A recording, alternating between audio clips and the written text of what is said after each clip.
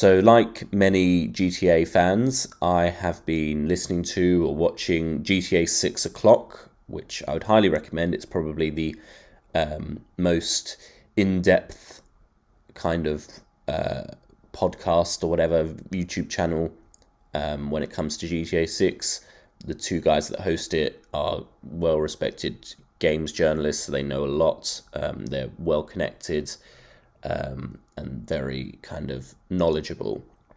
But they recently did a video. I often agree with a lot of the stuff they say, but they recently did a video where they talked about the likelihood of Tommy Vercetti coming back for GTA 6. As we know, GTA 6 is going to be set in Vice City, which is obviously the setting of Vice City.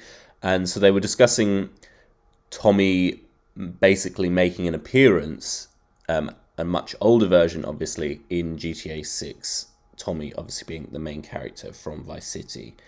And so I wanted to kind of talk about why I don't think that will happen. I often agree with them, but in this case, I think it's unrealistic that would happen.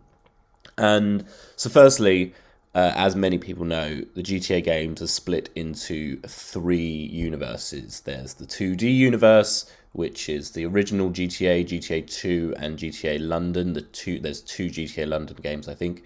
These are kind of the early GTA games that no one really thinks about anymore, plays anymore, even really associates with the GTA we know today, although they obviously did kind of lay the groundwork for what we have today. Then there's the 3D universe, and this is when a lot of us really got into GTA. These are kind of the nostalgic games that have really had an impact and really cemented GTA as the powerhouse it is today. So GTA 3, Vice City, San Andreas, GTA Advanced. Did anyone actually play that? I've never played that. Liberty City Stories and Vice City Stories. And then there's the latest universe, which is the HD universe, which is GTA 4, Lost and Damned, Chinatown Wars, Ballad of Gay Tony, 5 Online, and we assume that GTA 6 will also fit into this HD universe.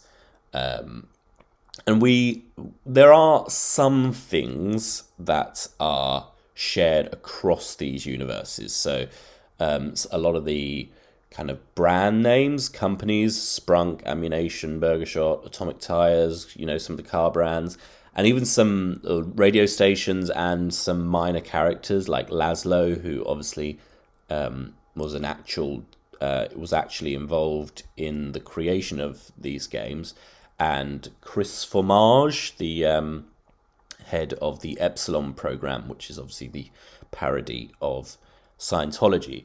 So there are cases where things have been shared across universe, but for the most part, it doesn't happen. Although we do see characters and references to the same universe. So in GTA 6, we saw Karen or Michelle from GTA 4. We also saw return of... in GTA 5 we saw these people, not GTA 6.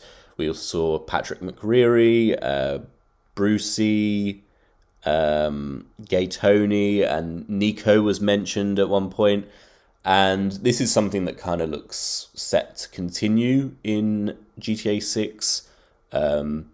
There in the leaks you can see a reference to Life Invader and Jay Norris, and someone saying that Jay Norris is dead. And as we know, in GTA 5 we effectively killed Jay Norris, who is the in-game version of what Mark Zuckerberg, Steve Jobs, those people. But I don't think that Tommy Vercetti will appear in GTA 6. The main reason being that he is in the 3D universe, and we are going to be in the HD universe. Now, I remember when GTA 5 was due to come out, and there was a lot of speculation about references to GTA San Andreas, and I think that it was actually kind of underwhelming, because there weren't really any major references to San Andreas, there were a few small kind of Easter eggs. The families were mentioned. There was that Easter egg with CJ and Big Smoke riding bikes kind of near Grove Street, or the characters that slightly resembled them. But even when we went to Grove Street in game, it looked completely different. This is obviously the main setting for GTA San Andreas, the home of CJ. And in GTA 5, we thought at least CJ's house will still be there as a kind of monument or reference to San Andreas, and it wasn't. It wasn't at all. I think there was a mission in Grove Street, but overall wasn't really an important part of the game at all. And I even remember it in the trailer to GTA 5, the first trailer.